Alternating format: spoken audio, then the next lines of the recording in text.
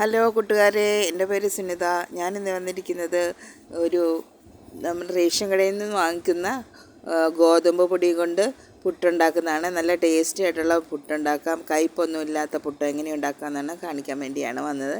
അപ്പോൾ അതിനായിട്ട് നമ്മൾ ആദ്യമേ 1 കപ്പ് ചോറെടുക്കുക. ഞാൻ 4 കപ്പ് പൊടിയാണ് എടുക്കുന്നത്. ആ 4 കപ്പിന് 1 കപ്പ് ചോറെടുത്ത് ഒരു മിക്സിയുടെ ജാറിലേക്കിട്ട് നെകുക്ക വെള്ളം ഒഴിക്കുക. ഈ ചോറിന് നെകുക്ക വെള്ളം ഒഴിച്ച് അത് നമ്മൾ അടിച്ചുകൊണ്ട് വരിക. അത് നല്ലതായിട്ട് അരച്ചുകൊണ്ട് വരിക. അരച്ചിട്ട് അത് നമ്മൾ പൊടി കുഴയ്ക്കാൻ എടുക്കുന്ന പാത്രത്തിലോട്ട് ആദ്യമേ അത് ഒഴിച്ചു കൊടുക്കണം. ഈ ചോറിൻ്റെ കൂടെ നമുക്ക് ഉപ്പൂടെ ചേർത്ത് വേണം അരയ്ക്കാൻ. അപ്പം എല്ലായിടത്തും ഒരുപോലെ നിൽക്കും. നമ്മൾ കുഴച്ച് വരുമ്പോഴത്തേക്ക് പൊടിയുടെ ഉപ്പ് അല്ലെങ്കിൽ അങ്ങ് പിടിച്ച് പോകത്തില്ല. അപ്പോൾ ഇതെല്ലാം കൂടെ ഒരുമിച്ച് നമ്മൾ അടിച്ചുകൊണ്ട് വന്നതിനകത്തോട്ട് ഞാൻ എടുത്തത് താമസിച്ചായിരുന്നു. ഞാൻ ഉപ്പൊഴിക്കാനായിട്ട് ഉപ്പിടാൻ മറന്നുപോയി. പിന്നീടാണ് ഉപ്പൊഴിച്ചത്. അപ്പോൾ അത് ഉപ്പൊഴിച്ചിട്ട് ഞാൻ കല്ലുപ്പാണ് ഉപയോഗിക്കുന്നത്. അപ്പോൾ അതിൻ്റെ കല്ലുപ്പിൻ്റെ നീരാണ് ഞാൻ ഒഴിച്ചിട്ട് ഇളക്കിയിട്ട് നമുക്കതിനകത്തോട്ട് പൊടി ഇട്ട് കൊടുക്കാം. ഞാൻ 4 കപ്പ് പൊടിയാണ് എടുത്തിരിക്കുന്നത്. റേഷൻ കടയിൽ നിന്ന് വാങ്ങിക്കുന്ന 4 കപ്പ് ആട്ടാപ്പൊടി അത് അതിനകത്തോട്ട് ഇട്ടിട്ട് നമുക്കത് കുഴച്ചെടുക്കണം.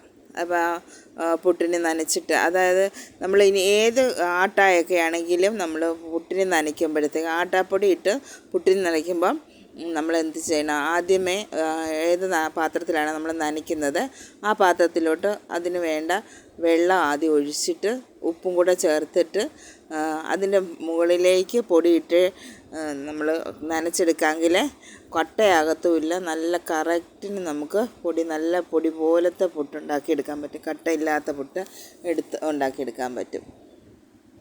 ഇനി നിങ്ങൾ ഉണ്ടാക്കുമ്പോഴത്തേക്ക് അങ്ങനെയൊന്ന് ഉണ്ടാക്കി നോക്കി, അത് കറക്റ്റായിരിക്കും. നമ്മൾ പുട്ടിന് നനച്ചിട്ട് നല്ല പൊടി നല്ല കറക്റ്റ്. അത് നമ്മൾ വേറെ വെള്ളം ഒന്നും ചേർക്കണ്ട. 4 കപ്പ് പൊടി എടുക്കുമ്പോൾ 1 കപ്പ് ചോറെടുക്കുക.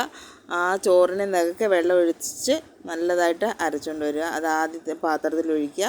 പിന്നെ അത് പൊടിയുടെ മുകളിലിട്ട് നമുക്ക് നനച്ചെടുത്താൽ മതി.